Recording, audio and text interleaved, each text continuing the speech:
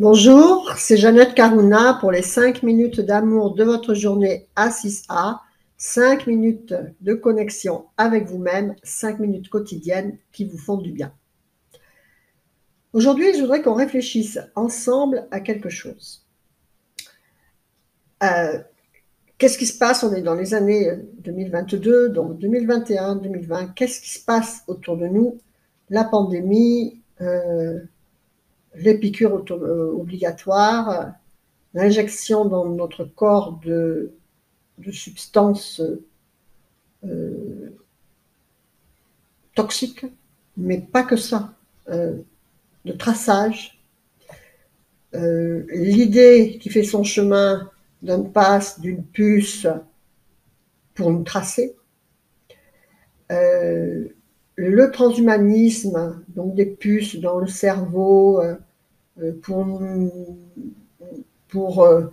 comment dire, un humain plus fort, plus performant. Et donc tout ça, c'est du progrès. On appelle ça du progrès. Est-ce que ça nous convient? Est-ce qu'on veut aller plus loin? Comment on en est arrivé là? Et qu'est-ce qu'il faut bien être conscient? Est-ce qu'on veut que ça continue? Puisqu'on va vers quoi? Vers la numérisation à l'extrême, où ils veulent connecter l'humain aux objets, et non plus à sa spiritualité. Et donc, ce que je voudrais qu'on réfléchisse ensemble, c'est comment on en est arrivé là, en fait. Donc, on parle là d'intelligence artificielle, la IA. Donc, est-ce que c'est bien pour nous? Est-ce que c'est bon pour l'humain? Et qu'est-ce qui ferait de nos envies qui pourraient aller plus loin dans ça? Donc, tout ça passe par la 5G. Qu'est-ce que c'est la 5G? C'est des ondes extrêmement rapides, mais qui nous feraient vivre dans un micro-ondes. Comment on en est arrivé là? Parce qu'en fait, si vous étudiez comment vous fonctionnez, moi, comment je fonctionne, en fait, à Toulon, et même ici, hein, c'est un tas de fils. Je disais à mon fils, mais j'ai dit, mais bon sang, bonsoir, ils vont jamais inventer une façon d'arrêter tous ces fils. C'est fait. S'il n'y a pas des fils, il y a des ondes. Quand on est sur Internet et qu'on peste tout le temps, ça ne va jamais assez vite. Et ça bug. Donc là, on va aller plus vite. Ça va moins bugger. Et c'est la 5G. On perd ses cartes bancaires, on a des sacs à main, c'est embêtant à porter, on se pète. Mais on ne va pas plus loin dans l'idée.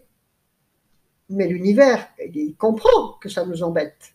Et surtout, on nourrit un égrégore de solutions pour ne plus perdre les cartes et pas porter ses sacs à main avec plein de choses, avec le risque de vol, etc.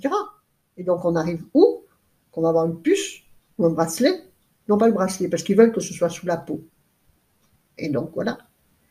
Donc, tout ça, il faut bien comprendre que c'est nous qu'on l'a créé par nos exigences, nos mécontentements, nos désirs formulés ou non formulés pour aller plus vite, tout le temps. Et pour avoir plus de confort, que ce soit plus pratique. Donc voilà, ce que je veux qu'on fasse tous ensemble, c'est qu'on réfléchisse bien que tout ce qu'on a en face de nous, eh bien, c'est déjà nos exigences qui l'ont créé. Et est-ce qu'il faut continuer dans ce même sens d'exigence ou d'insatisfaction Moi, je ne saute pas sur les derniers gadgets technologiques, jamais. Moi, j'ai un téléphone, bon, c'est quand même pas... Il a quand même la connexion Internet, il a quand même la photo, mais je veux dire, ce n'est pas un iPhone à 1500 euros. C'est un téléphone à 250 euros. Je ne demande pas à un téléphone de me faire le café. Il est fait pour téléphoner. C'est tout. Mais eux veulent qu'on soit très connectés parce qu'ils nous suivent avec ça, tout simplement. Et donc voilà, on s'en va dans quelque chose qui n'est pas du tout joli pour l'humanité. Et qu'il nous faut revenir à l'essentiel, aux valeurs justes, détaché de la matière et connecté à notre spiritualité. Et à ce moment-là, il pourra y avoir des mêmes choses qui pourront se faire, mais par une autre énergie qui sera propre et qui ne détruira pas l'humain et surtout pas sa connexion à sa spiritualité. Voilà, tout ça c'est à réfléchir pour eh bien, avoir en face de nous des situations et un monde qui nous, qui nous valorisera dans notre être, dans notre spiritualité, et non pas qui voudra nous asservir par la technologie. Il faut que la technologie, on s'en serve. On ne va pas revenir à laver, à laver le linge à la main et à marcher à pied ou à cheval, bien sûr. Mais selon notre ressenti, notre avidité vers ça, eh bien, ce sera propre ou pas. Si c'est connecté à la spiritualité, ça se passera bien. Si on fait ça comme en étant connecté à la matière, eh bien, c'est pas joli. On va être dans Robocop.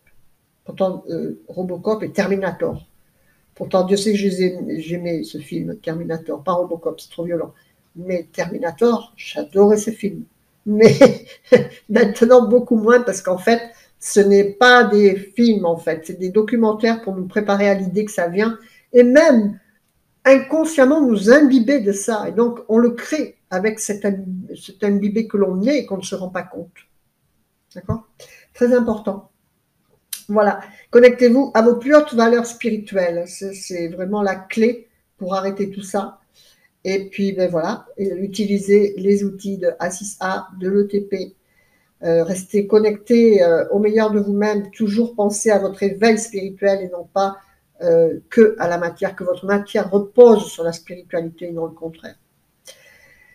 Faites vivre l'amour, la joie, le sourire et la lumière dans votre cœur. Vous le reflèterez dans vos situations extérieures pour votre plus grand bonheur et celui de tout votre entourage. Likez, partagez, commentez, s'il vous plaît, merci. Et puis voilà, que votre vie soit belle. Je vous dis à bientôt.